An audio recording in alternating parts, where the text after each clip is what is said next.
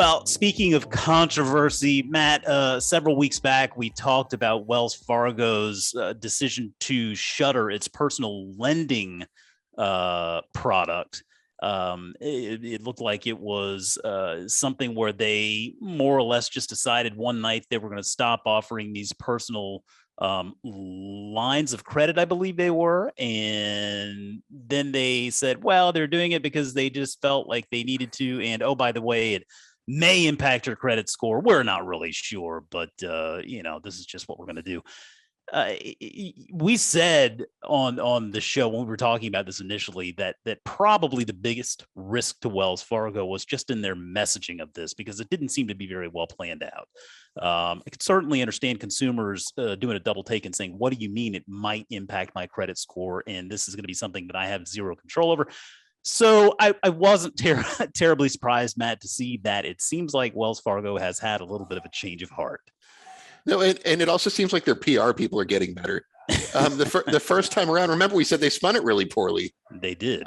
They should have blamed the credit scoring thing on FICO, because that's whose fault it was. Yeah.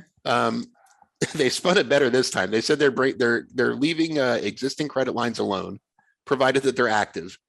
The customers are actively using them. Yeah. They're not opening any new personal lines of credit, and they made that decision over a year ago, by the way. So that's nothing new. Inactive accounts will be closed in December. So if you have a Wells Fargo line of credit that you're not using, they're going to go ahead and close it in December. And that's actually really common with a credit card too. I don't know about you, if you've ever gotten one, but if I don't use a credit card for a year or so, they send me something saying your account's inactive and we might close it. So it's a common practice with inactive accounts, because, banks want to lend money to people who want to borrow. So, but where I say they actually spun it a lot better this time, they said this decision was based on feedback from their customers.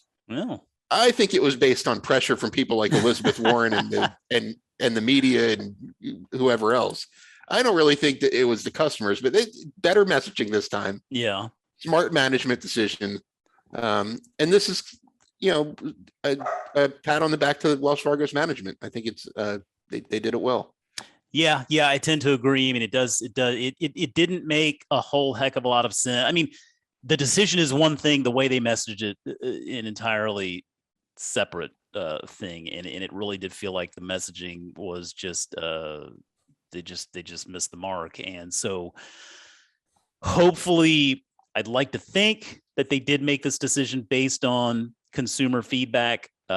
If the reality of the situation is that it was from other external pressures, at the end of the day, I think it's still the right decision. And so it's good to see that end result, no matter how they got there, and probably bodes well for their brand in the longer term as being a more customer-centric, customer-friendly, therefore your customer type brand, which ultimately, I mean, let's face it, with a bank like Wells Fargo, I mean, that's a very familiar brand. You want and you need really that consumer trust, that faith that your bank, you're going to be there for your consumers, for your customers when they need you most. And this hopefully makes customers feel a little bit better.